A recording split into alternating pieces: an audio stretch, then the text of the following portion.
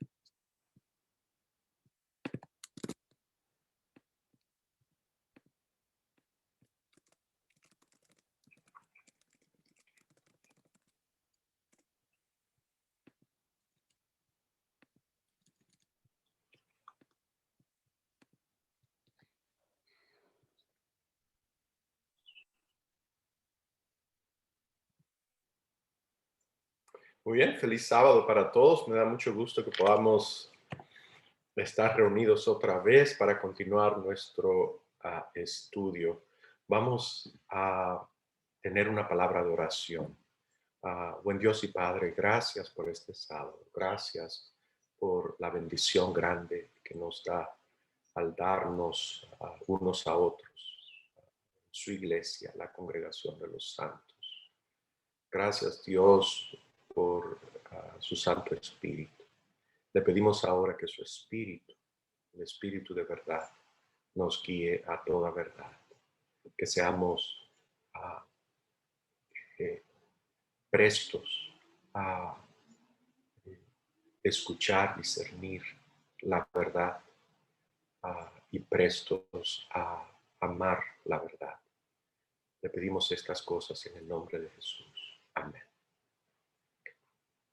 Muy bien, hemos estado estudiando en las últimas 3 semanas acerca de el cierre del conflicto final y hemos llegado en este punto en nuestro estudio a cuál va a ser el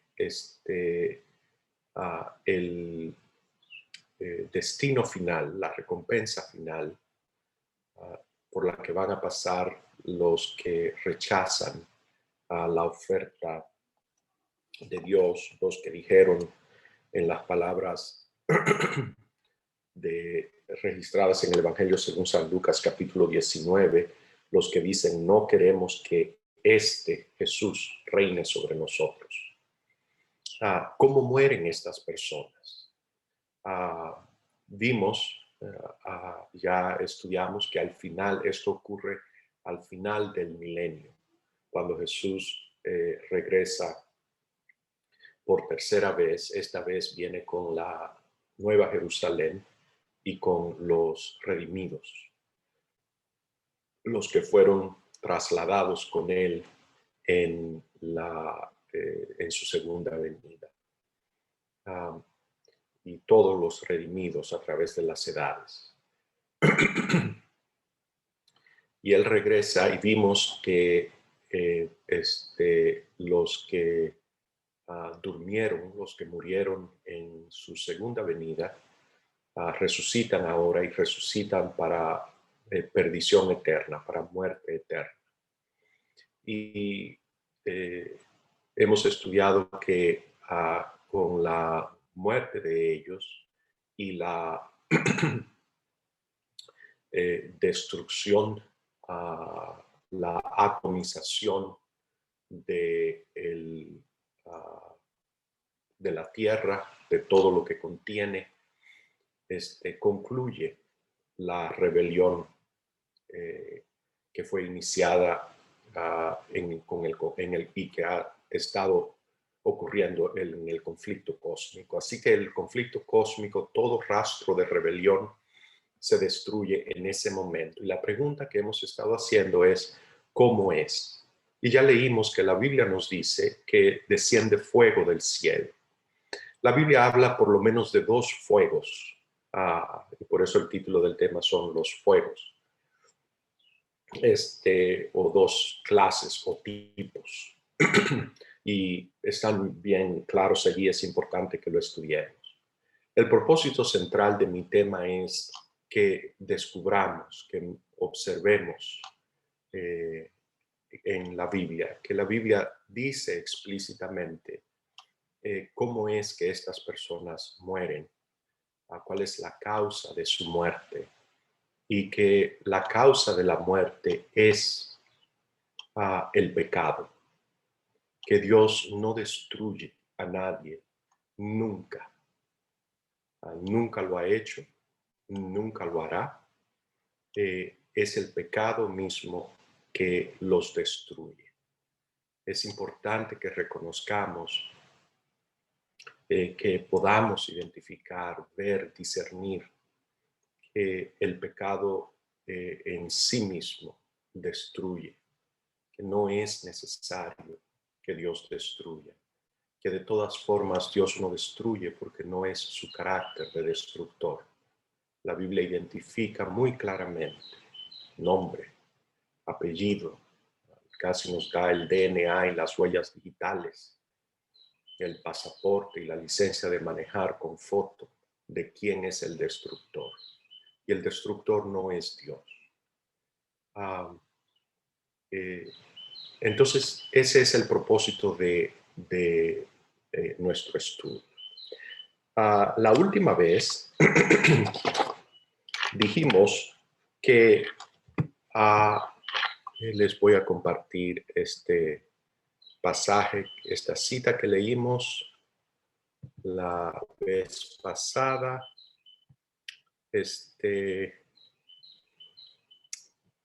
Bien. Nos quedamos, creo que la vez pasada nos quedamos aquí en esta cita. Permítanme un segundo, déjenme minimizar. Bien, perfecto. La vez pasada nos quedamos aquí en esta cita de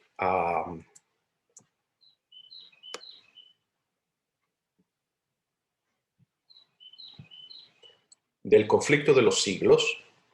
La voy a releer. Nos está hablando de esa batalla, cuando estas personas resucitan. Ellos resucitan en el mismo marco de mente y de pensamiento que tenían antes de morir. Es de violencia,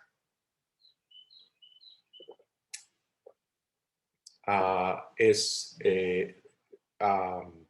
de continuar la misma vida que estaban viviendo en el momento que los encontró la muerte.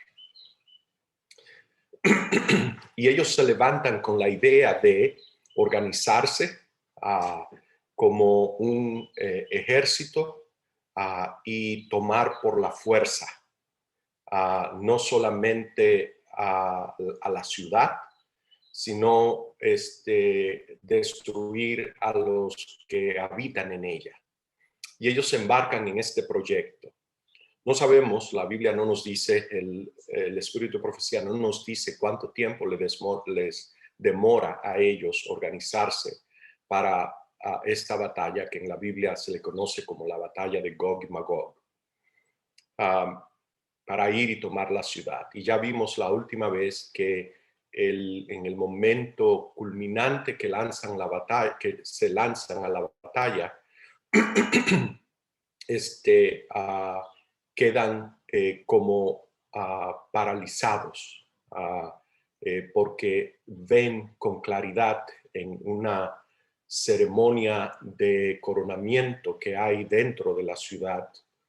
Ellos logran ver, discernir como una sombra de la cruz sobre el trono de Dios, y les presenta como si fuera un tipo de memoria, recuerdo, un cuadro acerca de su vida, de las oportunidades desperdiciadas, del verdadero carácter de el engaño, de quién es el amigo, compañero, jefe, superior que los engañó, y finalmente queda desvelado, se dan cuenta que el gran engañador es eso, un gran engañador. Así que en ese instante es que estamos tomando, en ese momento del tiempo, estamos tomando nuestra narrativa, porque la Biblia nos dice que es en ese momento que desciende fuego del cielo y los consume. En el conflicto de los siglos, página 652, párrafo 2 dice: porque toda batalla de quien pelea es con estruendo y con revolcamiento de vestidura de sangre. Pero esta batalla será para quema y pábulo de fuego. O sea, esta batalla será con fuego y con combustible para fuego. No olvidemos esas dos frases. Recordemos que no va a haber batalla. El ataque queda arrestado, se para, no hay batalla. La destrucción viene por fuego y por pábulo de fuego, combustible o estopa de fuego, la madera que uno le tira al fuego. Así que material para fuego. Porque Jehová está airado sobre todas las gentes e irritado sobre todo el ejército de ellas, las destruirá y las entregará al matadero. Sobre los malos lloverá lazos, fuego y azufre.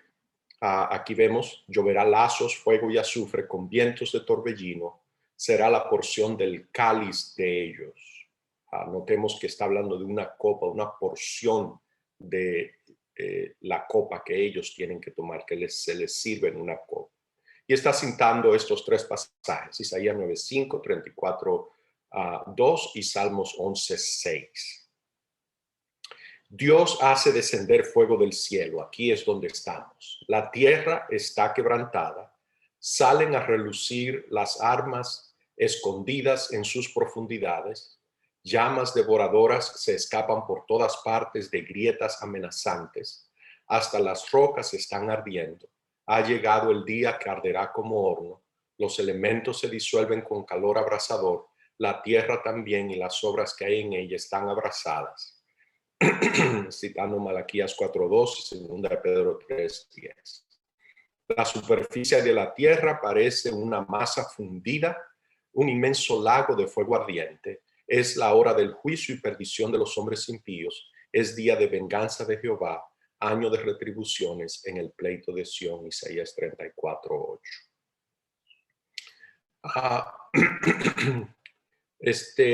Los impíos recibieron su recompensa en la tierra. Reciben su recompensa en la tierra. Proverbios 11:31. Serán estopa. Lo mismo, la misma frase. Pablo de fuego. Y aquel día que vendrá los abrazará, ha dicho Jehová de los ejércitos. Malaquías 4:1. Algunos son destruidos como en un momento, mientras otros sufren muchos días. Todos son castigados conforme a sus hechos. Habiendo sido cargados sobre Satanás los pecados de los justos, tiene éste que sufrir no solo por su propia rebelión, sino también por todos los pecados que hizo cometer al pueblo de Dios. Su castigo debe ser mucho mayor que el de aquellos a quienes engañó. Después de haber perecido todos los que cayeron por sus seducciones, el diablo tiene que seguir viviendo y sufriendo. En las llamas purificadoras quedan por fin destruidos los impíos, raíz y rama, Satanás la raíz, sus secuaces las ramas. La penalidad completa de la ley ha sido aplicada, las exigencias de la justicia han sido satisfechas y el cielo y la tierra, al contemplarlo, proclaman la justicia de Jehová. Así que vemos aquí en ese pasaje varias ideas. Vimos la idea de que Dios hace descender fuego del cielo, que hay recursos escondidos en las profundidades de la tierra que se van a convertir en armas, combustible, algo que añade combustión al fuego. El fuego es un proceso oxidativo, así se conoce en química. Así que ese material que alimenta ese proceso de oxidación por fuego está presente en la tierra, gas natural, petróleo, y madera, todo este material que es combustible está allí. Así que está este fuego, y está el fuego que habla que Dios hace descender fuego del cielo. ¿Cuál es este fuego que desciende del cielo?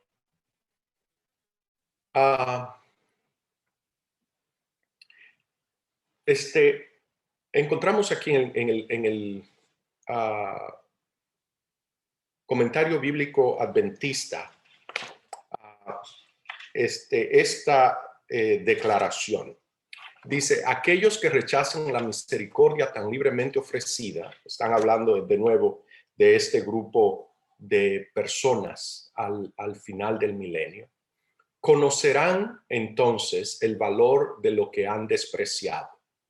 Sentirán la agonía que Cristo soportó en la cruz para comprar la redención para todos los que la recibirían. Y entonces se darán cuenta de lo que han perdido, la vida eterna y la herencia inmortal. Cuando los pecadores se ven obligados a mirar a aquel que vistió su divinidad con humanidad, y que todavía usa este mismo atuendo, su confusión es indescriptible. Las escamas caen de sus ojos y ven lo que antes no veían. Se dan cuenta de lo que podrían haber sido si hubieran recibido a Cristo y hubieran mejorado las oportunidades que se les brindaban. Ven la ley que han despreciado, tan exaltada como es exaltado el trono de Dios. Ven a Dios mismo dando reverencia a su ley. ¿Qué escena será aquella? Ninguna pluma puede describirlo. La culpa acumulada del mundo quedará al descubierto y se oirá la voz del juez que dice a los impíos, apartaos de mí, obradores de maldad. Yo traté de cambiar de color y leyéndolo ahora me di cuenta que me faltaron varias todavía. Yo no sé si notan este lenguaje, que conocerán, sentirán, se darán cuenta, mirarán, verán, las escamas de sus ojos caen, ven lo que antes no veían, se dan cuenta y ven, miran, miran a Jesús que vistió su divinidad con humanidad y que todavía es ese mismo joven hombre palestino que anduvo por allá, es el mismo que está allí sentado. Su confusión es indescriptible cuando ven esto. Así que cuando miran, se dan cuenta. Aquí se está manejando mucho la idea de esto, de darse cuenta, de conocer, de ver algo que antes no vieron. Un lenguaje de realización. Ahora me doy cuenta de algo que no vi. Y está acompañado de sorpresa, de lamento, de lamento, regret. Y aquí en primeros, así que esta idea, este concepto de darse cuenta, y este concepto de sentirán la agonía que Cristo soportó en la cruz, nos da una idea acerca de qué se trata el fuego que cae del cielo. Ya mencioné la vez pasada que la Biblia nos dice que la cruz es el misterio que explica cualquier otro misterio. Jesús pasa por esta experiencia. La muerte que Jesús muere en la cruz es la muerte que estas personas están a punto de morir ahora. Toda la experiencia de ellos van a experimentar el fuego, ellos van a experimentar el gusano que nunca muere, el fuego que nunca se apaga. Eso fue lo que Jesús experimentó en la cruz. La razón que los que habitan, los moradores, los habitantes de la ciudad que están adentro de ella, no tienen que pasar por esa experiencia, es precisamente porque Cristo pasó por ella, Cristo tomó esa copa. La razón que los que están afuera van a pasar por esa experiencia es porque ellos decidieron rechazar, no apropiarse de la oferta de Cristo. Dios no le interesa, no quiere, nunca quiso que ninguna de sus criaturas tuvieran que pasar por esa experiencia, que no tuviesen un conocimiento experimental de esa muerte. Por eso él mismo escogió pasar por ella. Así que lo que estamos diciendo es que Jesús, ¿cómo se llama?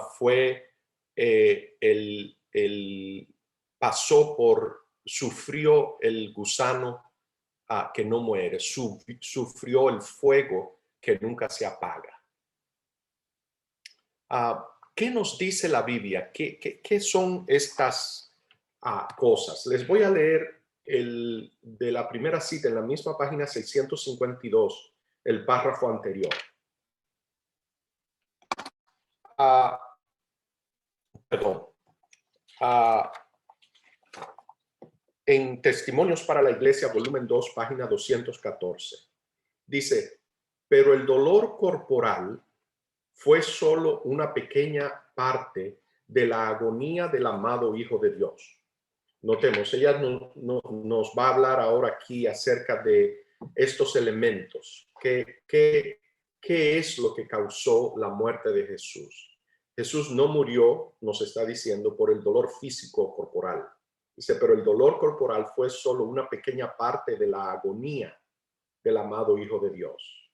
Así que recordemos, toda experiencia que todo lo que Jesús está experimentando aquí, es lo que estas personas van a experimentar aquí. Así que Jesús experimentó agonía, pero el sufrimiento físico fue solo un contribuyente pequeñito, un ingrediente mínimo de la agonía que él sufrió. Los pecados del mundo estaban sobre él. También el sentido de la ira de su padre, notemos que es una experiencia, cuando sufrió la penalidad de la ley transgredida. Fueron estos los que aplastaron su alma divina. Fue el ocultar el rostro de su padre, la sensación de que su propio padre amado lo había abandonado, lo que trajo desesperación. La separación que el pecado hace entre Dios y el hombre fue plenamente realizada y sentida profundamente por el inocente y sufriente hombre del Calvario. Estaba oprimido por los poderes de las tinieblas, no tenía un rayo de luz para iluminar el futuro. Así que nos está diciendo con toda claridad que es este ocultamiento del rostro de su padre, la sensación, es una experiencia, es un sentir que su propio padre amado lo había abandonado, lo que trajo desesperación. Es la separación que el pecado hace entre Dios y el hombre, fue plenamente realizada y sentida profundamente por el inocente y sufriente hombre del Calvario. Así que Jesús experimentó plenamente y sintió profundamente la separación que el pecado produce entre Dios y el hombre. Así que estas personas, eso es lo que van a sentir. Sentirán la agonía que Cristo soportó en la cruz. Se darán cuenta que a quien ellos han rechazado, a quienes ellos, de quien ellos dijeron, no queremos que éste reine sobre nosotros, sea nuestro rey, es el autor de la vida, es de quien fluye la existencia misma de ellos. Que al rechazarlo, que al abrazarse del pecado, han producido separación del que es la fuente de sus vidas. Así que ahora ellos están mirando cara a cara, experimentando esta desesperación profunda que viene de la separación de Dios, la agonía intensa que acabamos de leer, ninguna pluma puede describir, es lo que Jesús llamó el fuego que nunca se apaga. Jesús describe esa experiencia en el libro de Lamentaciones, capítulo 1, verso 12. Dice el texto 12 y 13, dice, mirad y ved si hay dolor como mi dolor que me ha venido, porque Jehová me ha angustiado en el día de su ardiente furor. Desde lo alto envió fuego que consume mis huesos. Jesús está refiriendo a fuego que consume sus huesos, a esta sensación de que extrajo de él este grito, Padre mío, ¿por qué me has desamparado? Ya vemos, por ejemplo, que desde el Getsemaní, cuando Jesús comienza a sudar sangre, significa que eso es un fenómeno del sistema nervioso autónomo. Indica que hay un estado de estrés, de distrés emocional tan alto que daña, revienta las paredes de los vasos sanguíneos pequeñitos, microvasculares, que alimentan las glándulas sudoríparas, y ahora sangre arterial se mezcla con el sudor y la persona parece que está sudando sangre. Se llama hematidrosis, ese fenómeno. Pero lo importante de este fenómeno que le está ocurriendo a Jesús es que nos revela el profundo estado de agonía interna que está sufriendo. Sabemos también que la causa de muerte en la cruz es por fallo respiratorio. Sabemos que Jesús no murió por fallo respiratorio. Sabemos que es por fallo respiratorio porque por la posición en que la persona está, ¿verdad? Esto es bien conocido. La razón que le quebrantaban, le rompían las piernas al que no había muerto, era para quitarle precisamente el apoyo que necesitaban, la fuerza que necesitaban poner en los pies para poder mover el diafragma y que los pulmones se llenaran de aire. Sabemos que cuando vinieron a hacerle esto a Jesús, descubrieron que ya estaba muerto y que cuando el soldado, así que no murió, no hubo necesidad de quebrarle las piernas para que se acelerara la muerte por fallo respiratorio. Ahora, cuando el soldado entra la lanza en el costado, descubrimos que lo que sale es agua y sangre, lo cual indica que Jesús murió de una cardiomiopatía por estrés agudo. No hay, el agua implica que se acumuló líquido detrás. Lo que hay detrás del corazón son los pulmones, la circulación pulmonar. Y así que esa agua que sale de allí dice que esa fue la causa de muerte, fue por el quebrantamiento de su corazón. Y la Biblia, los escritos del Espíritu de Profecía nos lo dicen también. Así que ahí tenemos dos piezas claras de evidencia que nos hablan acerca de este fenómeno de la agonía terrible que el profeta Jeremías en Lamentaciones le llama fuego que consume sus huesos.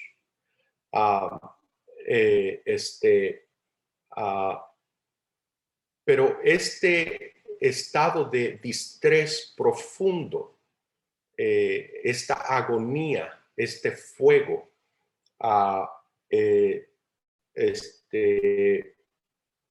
que siente Jesús, que experimenta Jesús y que estas personas, los impíos impenitentes, van a sentir al final del milenio, no es... es el mecanismo de la muerte, pero no es la causa de la muerte. La causa de la muerte es el pecado. Recordamos en nuestra primera cita que mencionaba otro elemento más que quiero que comentemos. Dice, algunos son destruidos como en un momento, mientras otros sufren muchos días. Todos son castigados conforme a sus hechos, y Satanás, su castigo debe ser mucho mayor que el de aquellos a quienes engañó, etcétera, etcétera. Muy bien, estas declaraciones sugieren o sugerirían que hay alguien que está graduando el castigo, que hay alguien inteligente que está manejando por cuánto tiempo van a estar sufriendo. Es la única forma. Y el mejor candidato, sospechamos, para ese trabajo, para esa obra, sería Dios. Dios ciertamente tiene los medios y tiene el conocimiento y los medios para saber cómo hacer esto. Pero ¿es realmente Dios? ¿Es realmente eso lo que está pasando? El otro elemento que aparece en el otro ingrediente, aparte del fuego, que se menciona en la Biblia operando aquí, es lo que se llama, lo que la Biblia llama el gusano que nunca muere. Lo encontramos en el... ya lo leímos la primera vez en primeros, en primeros escritos. Creo que tengo la cita aquí, se las puedo mostrar. Bien, aquí aparece de nuevo la misma idea. Vi que algunos fueron destruidos rápidamente, mientras que otros sufrieron más. Fueron castigados según las acciones realizadas en el cuerpo. Algunos se consumieron por muchos días y mientras había una porción de ellos sin consumir, toda la sensación de sufrimiento permanecía. Dijo el ángel, el gusano de la vida no morirá, su fuego no se apagará, mientras haya la menor partícula de la que pueda alimentarse.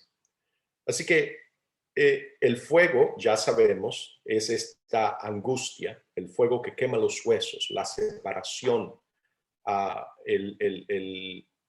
la vivencia, la experiencia de conocerse separado de Dios. Así que este fuego no se apaga hasta que haya la menor partícula de la que pueda alimentarse, hasta que, por decirlo así, muera el gusano de la vida.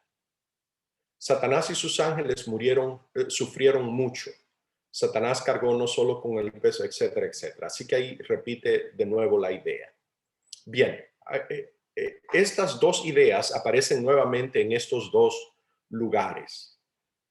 Leemos del gusano que no muere y del fuego que no se apaga. Así se representa la experiencia de todo aquel que ha acariciado atributos pecaminosos. En Signs of the Time, 14 de abril de 1898, habla, se dará cuenta de que su alma está separada de Dios y que la ira de Dios permanece sobre él. Este es el fuego que nunca se apaga y por él todo pecador impenitente será destruido. Así que ya vemos que el mecanismo de la muerte es el mismo para ellos que lo fue para Jesús, que es el fuego que nunca se acaba. Pero ¿qué tal de esto del gusano que no muere? Está usando una expresión de Jesús. Jesús usó esos dos términos citando ¿cómo se llama? Al profeta Isaías. Y en el Salmo 22 nos da una idea. No sé cuántos están familiarizados con el Salmo 22, yo se los recomiendo profundamente. Es la experiencia de Jesús en la cruz. El Salmo abre 22:1, dice, Dios mío, ¿por qué me has desamparado? ¿Por qué estás tan lejos por qué estás tan lejos de mi salvación y de las palabras de mi clamor? Y comienza a hablar de toda la experiencia de Jesús. Todos los que me ven, versículo 7, me escarnecen, estiran la boca, menean la cabeza, diciendo, se encomendó a Jehová, líbrele de él, sálvele, puesto que en él se complacía, etcétera, etcétera. Así que vemos que está hablando de la experiencia de Jesús en la cruz. Y esto es lo que el salmista pone en los labios de Jesús. Dice, mas yo soy gusano y no hombre, oprobio de los hombres y despreciado del pueblo. Así que aquí el ángel le está diciendo en esta visión que aparece en Primeros Escritos, páginas 294 y 95, que el gusano de la vida es el comburente, por decirlo así, del fuego. Lo que está ocurriendo es que estas personas, y Satanás incluido, desean continuar viviendo, el instinto de preservación. Esa declaración que Jesús dice, mas yo soy gusano, Jesús está hablando de su yo, de la naturaleza carnal mala que él se tiró encima y que fue y mató en la cruz, que no quiere morir, que la batalla campal grande, fuerte, a la que Jesús derrota, es a esa naturaleza humana que tiene que morir.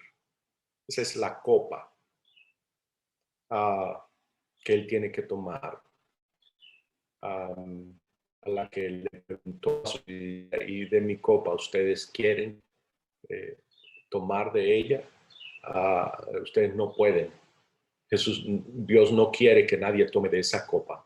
Por eso esa gente tiene que tomar esa copa.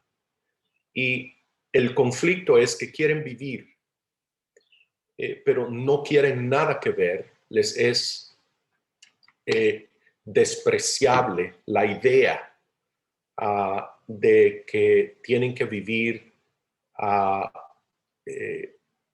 con ese Jesús como rey. Yo creo que si vamos a la primera cita nos damos cuenta de lo absolutamente indeseable que es para ellos la idea de que para continuar viviendo tienen que ser parte del proyecto o del reino de Dios y de los principios de amor.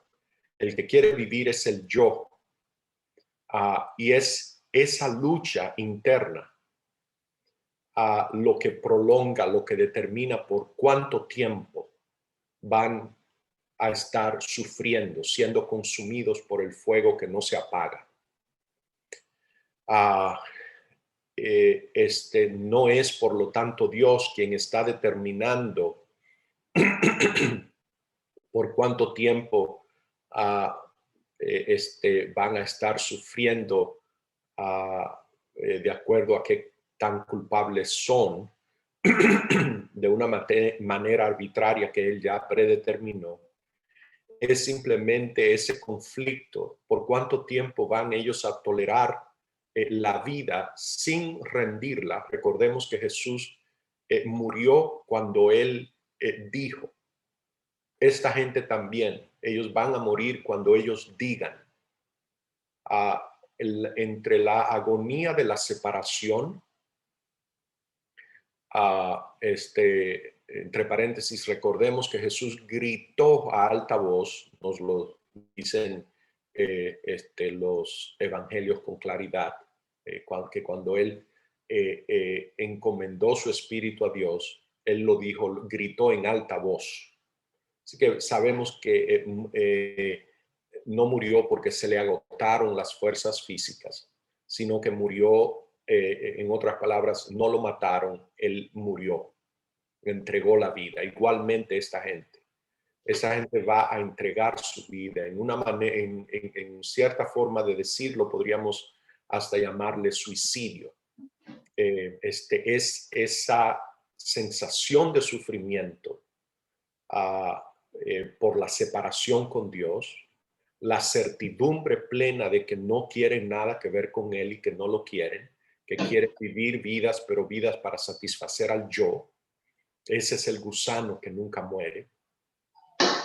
Y entonces el sufrimiento es el fuego que no se apaga.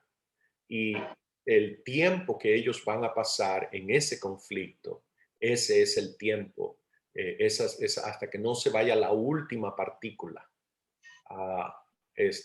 ellos van a seguir sufriendo. Y finalmente, cuando, al igual que Jesús, ellos decidan morir, entonces dejarán de ser.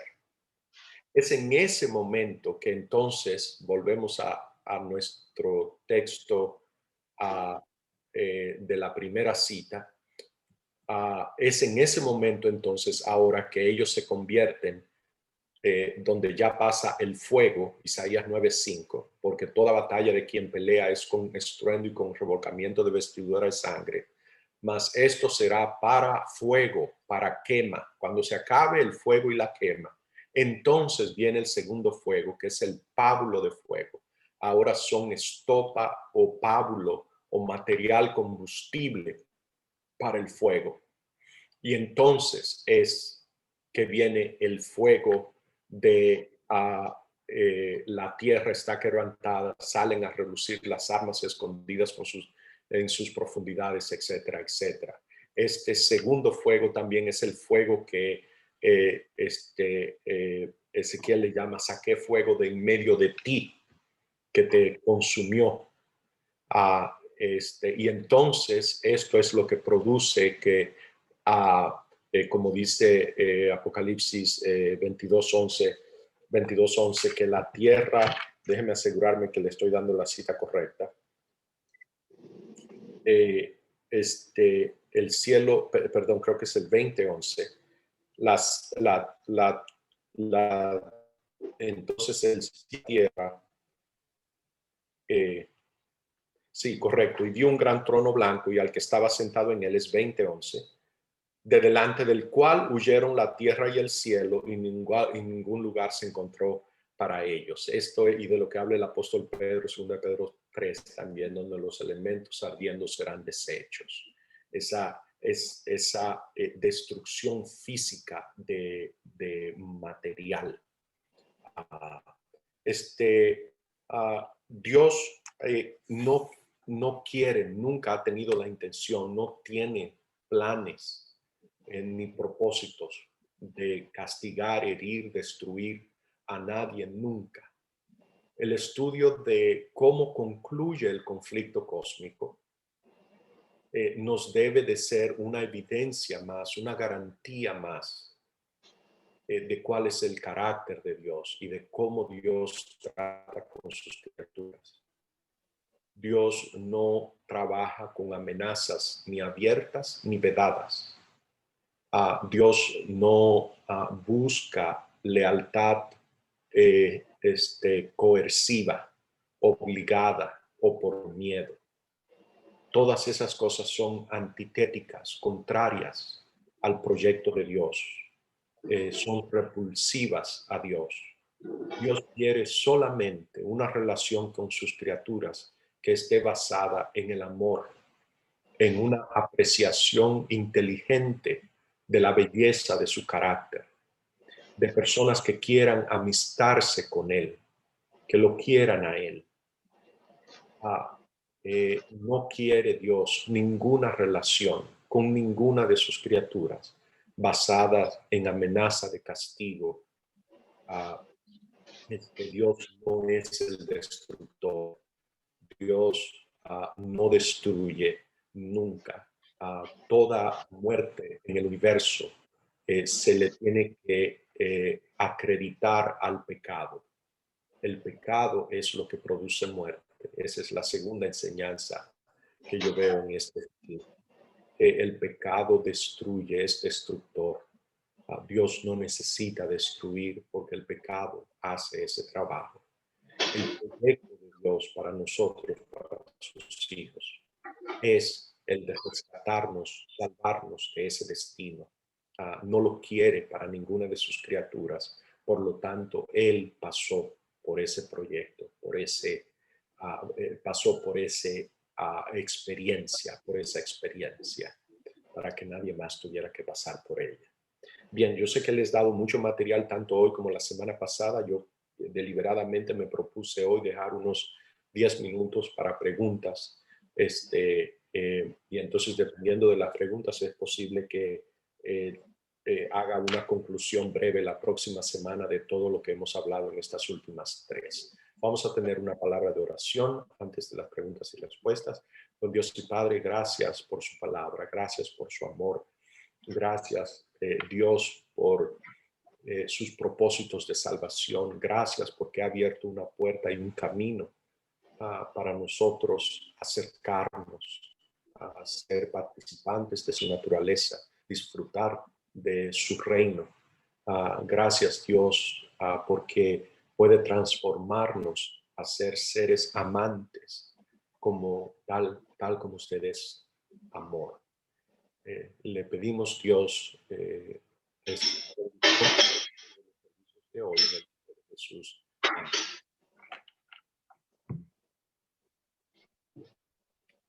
Muy bien. Yo quería abrir ahora la oportunidad a preguntas, si hay algunas, o comentarios.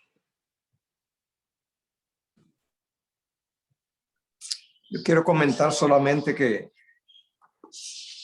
en Isaías, capítulo 9, cuando habla de guerrero y de tumulto en batalla y de mantos revolcados en sangre y que son quemados y son pasto del fuego, eso es Isaías 9:5.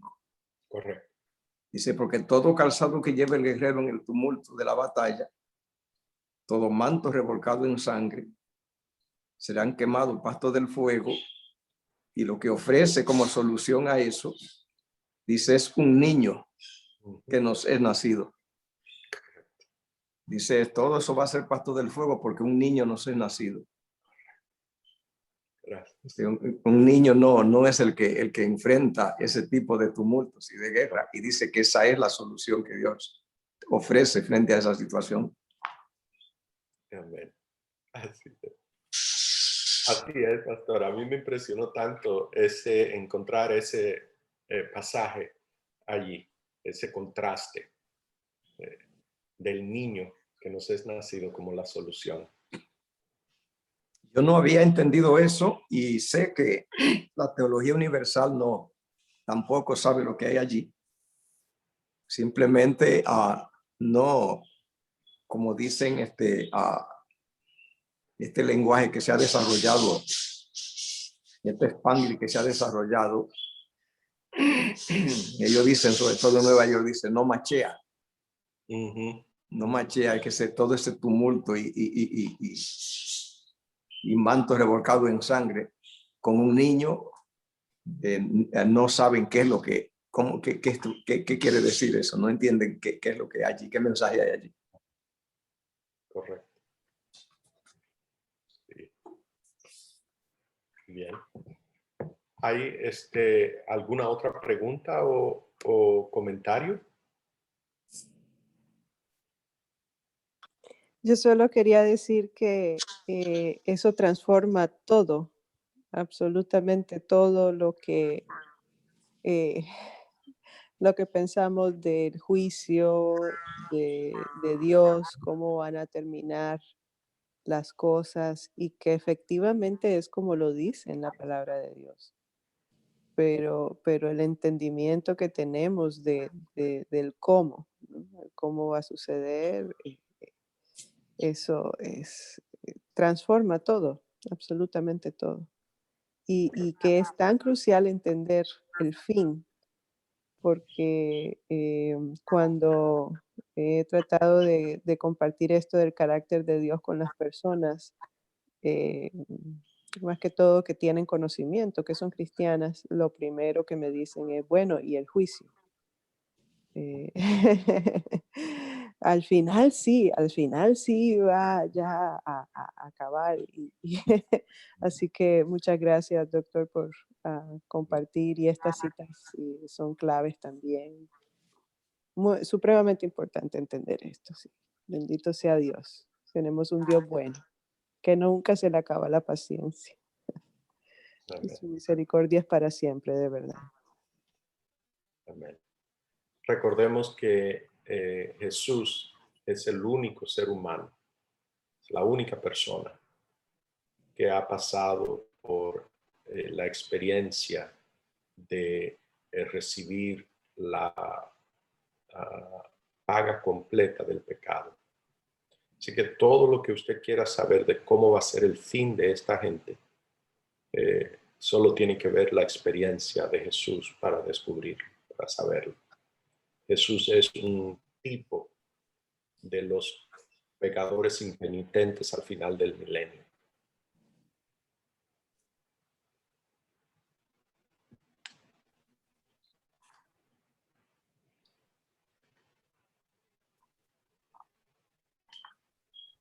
Pastor, está muy bonito. Yo siempre digo, porque hay gente que conoce, bueno, por ejemplo, yo crecí en católica, o sea, yo desde que nací, o sea, me bautizaron católica y todo, pero desde la prepa, pues estudié en iglesia, en una escuela adventista, aquí en Montemorelos.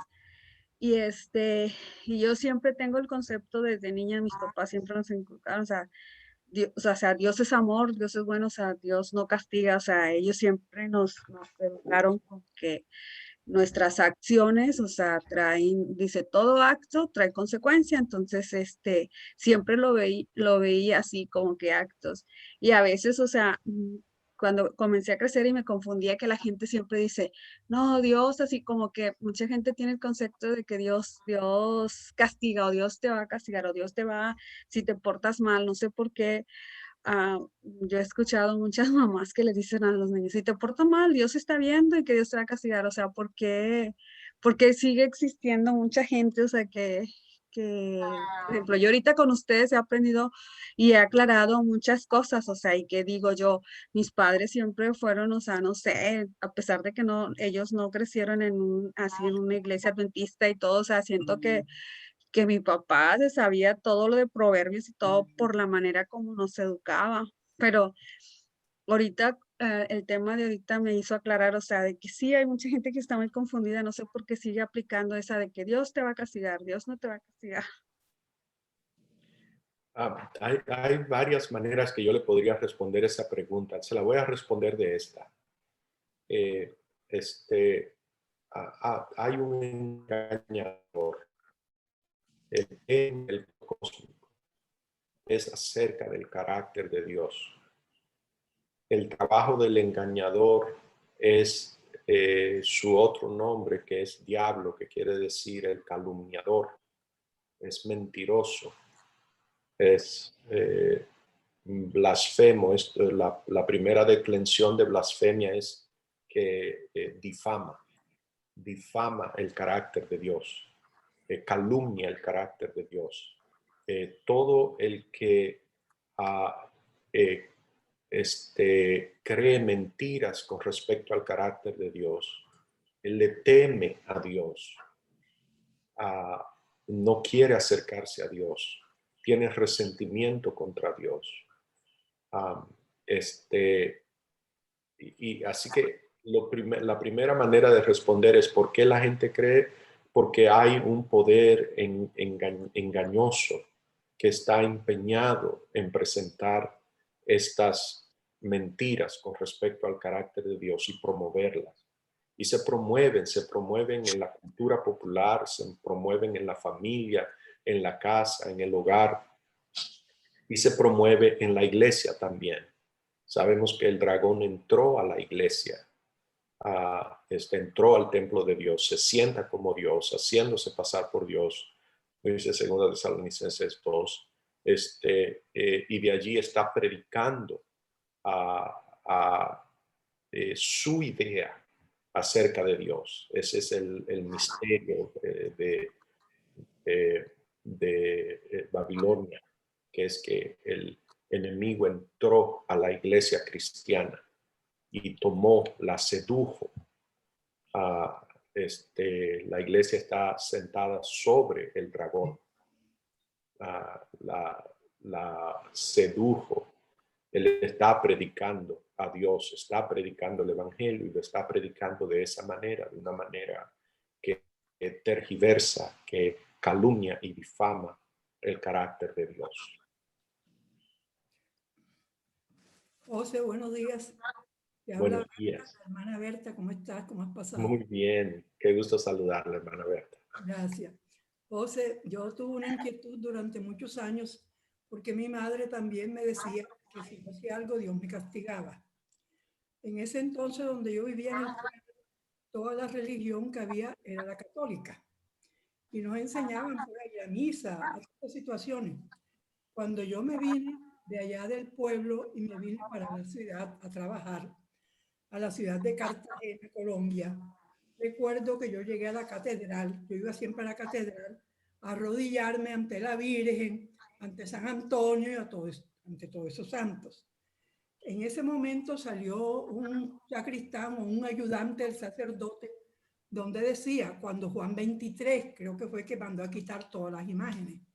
Todas las imágenes se van a quitar, van a estar cubiertas porque no se pueden adorar imágenes. Había una cantidad de gente disgustada y yo recuerdo que yo dije estas palabras: ¿por qué me van a quitar las imágenes? Entonces decía el Señor, hay que adorar a Dios. Yo le decía, yo no conozco a Dios. Lo dije ahí públicamente, yo no conozco a Dios. Yo no sé quién es Dios. Yo conozco son las imágenes. ¿Por qué me van a quitar las imágenes? Esa fue una situación bien difícil. Y nosotros teníamos la Biblia en la casa abierta en el Salmo 91. De ahí no pasábamos ni para adelante ni para atrás. Hasta que llegó mi hija Tere, pues con un pastor primo, pues que le enseñó la verdad, llegó pues diciéndonos la verdad, hablándonos sobre los mandamientos de Dios. Y ese día fue una situación bastante difícil en la casa. Mire, ese teléfono de abajo, ese timbre sonaba, no era nadie, sonaba el teléfono, no era nadie, se fue la luz. Yo estaba en ese entonces trabajando, yo había estudiado Derecho y todos los libros esos de Derecho grandísimos me cayeron, casi me caen encima, yo me tuve que levantar corriendo. Fue una situación difícil cuando mi hija Teresita nos llevó la palabra de Dios y me dijo, mami, yo le dije, eso está equivocado, tu Biblia está arreglada. Me dijo, mami, busca tu Biblia católica y vamos a leer los 10 mandamientos. Entonces, cuando yo, José, leo los 10 mandamientos, mira qué cosa tan terrible para mí. Yo decía, no puede ser que me hayan engañado tanto tiempo, no puede ser, no puede ser. Yo lloraba de la angustia y la desesperación de ver, pues, la situación que se había fomentado en esa época. Y lo último que sucedió ese día que ella estaba hablando de Dios, que nos estaba hablando la verdad, la cama donde estaban sentados se cayó. 2 veces se cayó la cama, se cayeron las tablas. Esa es una situación. Ahí entendí yo y comprendí que el enemigo estaba disgustadísimo porque ella nos estaba hablando la verdad. Y ahí yo la apoyé en todo. La apoyé en todo y ahí empecé a conocer la verdad y me di cuenta de la realidad de lo que nosotros habíamos vivido. No era cierto, era como una ilusión, un espejo, ¿eh? De algo que no era verdad. Entonces te quiero informar esto porque hay muchas personas que están erradas en los conceptos. Inclusive yo conozco muchas personas pues de la Iglesia Católica que no aceptan pues sino la oración a las imágenes. Pero bueno, hay que orar por todos ellos. Entonces quería comentarte esto, es una situación muy difícil. Pero gracias a Dios, hoy estamos en los caminos correctos. Gracias, José, por tu maravillosa investigación.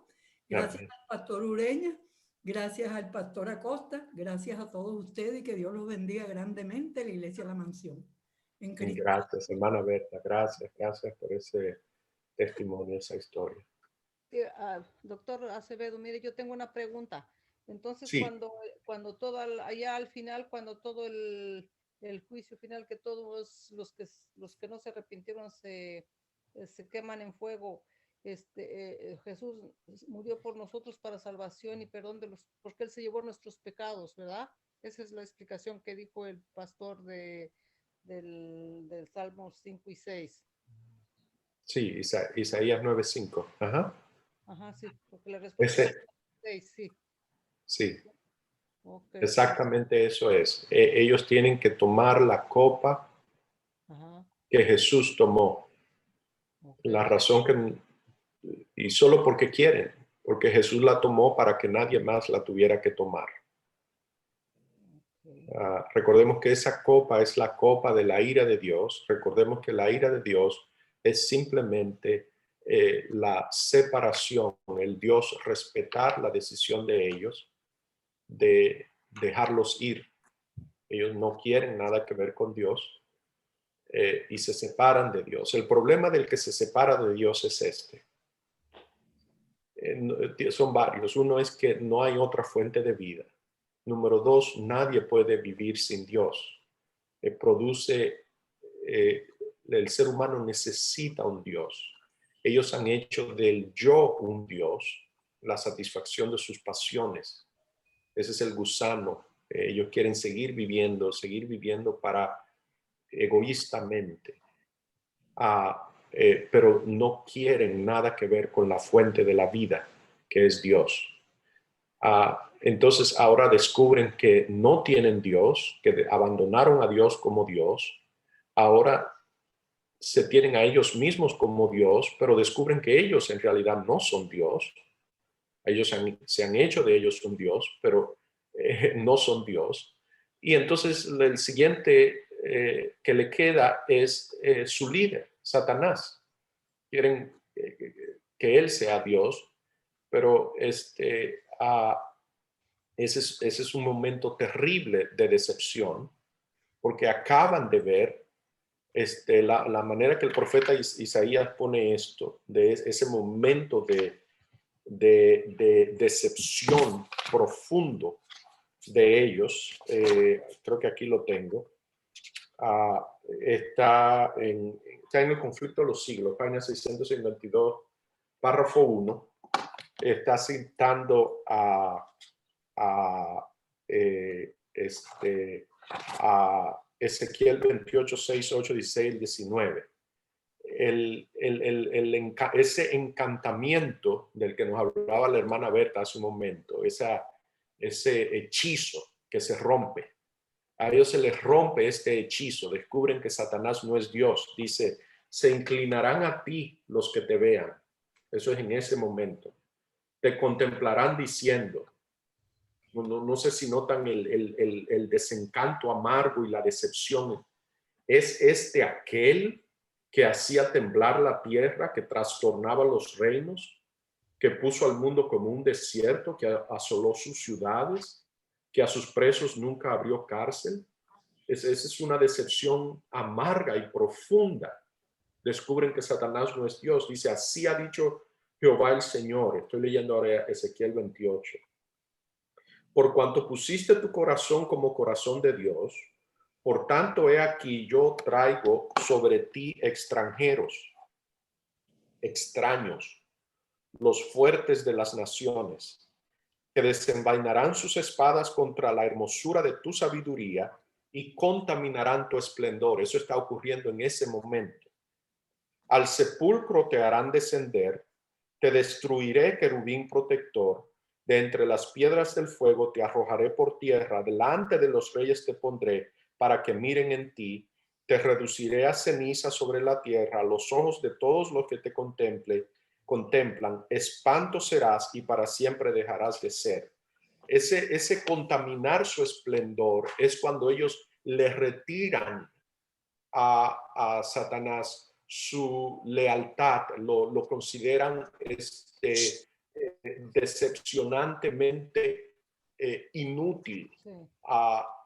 Se maravillan de que ellos alguna vez pudieron haber estado impresionados por él y que lo hubiesen considerado como Dios. Y que ahora ellos se quedan sin Dios, porque abandonaron al Dios verdadero. Ya descubrieron que ellos no son Dios y saben ahora que Satanás ciertamente no es Dios. Es el fuego que consume, ese es parte del ingrediente que forma el fuego que consume, que nunca se apaga para él. Y también tengo una pregunta de cuando dice de que batalla, al final de la batalla, que hay muchos muertos y que así que con gusanos y todo eso, y que la gente, como quien dice, los que quedan los están viendo y quedan muertos ahí en las calles y todo eso. No me acuerdo en qué capítulo lo vi, pero sí, eso está hablando de la primera venida, ¿verdad? No escuché muy bien la primera parte de su pregunta, hermana Okay. Ricardo. Sí, mire, yo estoy hablando de cuando dice, yo me imagino que es en la primera venida, de cuando dice de que cuando ya se termina la batalla, que hay muchos muertos y gusanos que se los comen y las personas la gente que quedó los está viendo, ¿verdad? Como que ahí están en las calles tirados y todo eso. Entonces eso a mí se me hace muy feo, ¿verdad? Muy horripilante. No, bueno, recordemos, la primera venida de Jesús fue allá en Belén, ¿verdad? La segunda venida, él solo viene a recoger a los que decidieron que quieren vivir con él. Estos eventos, estamos hablando ahora, es en la tercera venida al final del milenio. Sí. Todas estas cosas están ocurriendo afuera de la ciudad, al otro lado de los muros. Esta gente es en el momento de su ataque, vienen con planes y designios homicidas contra los habitantes de la ciudad y de conquista de la ciudad. Pero esa batalla nunca se da, esa batalla se arresta, se detiene. Es lo que estudiamos, hemos venido estudiando en estos días. Sí. Y entonces ellos mueren de esta manera, de la manera que describimos hoy. Y entonces el fuego, esas armas que hay escondidas debajo de la tierra, ese material que quedó atrapado durante el diluvio, consume todo esto, y el fuego que saco de en medio de ti. Pero ya esto es después que mueren, es para limpiar, como dice el apóstol Pedro, todas las cosas. Así que no hay muertos en las calles. Ok, entonces eso fue en la primera avenida. La primera venida fue en Belén. Sí, ya ocurrió hace 2000 años. Sí, tengo que ver otra vez el texto y luego le vuelvo a hacer la pregunta porque no me acuerdo. Muy bien, muy bien. ¿Cómo no? Claro. Gracias. Bien. Estamos bien pasaditos de tiempo. Si tienen alguna pregunta o comentario, les puedo pedir que los guarden para la próxima semana, tal vez.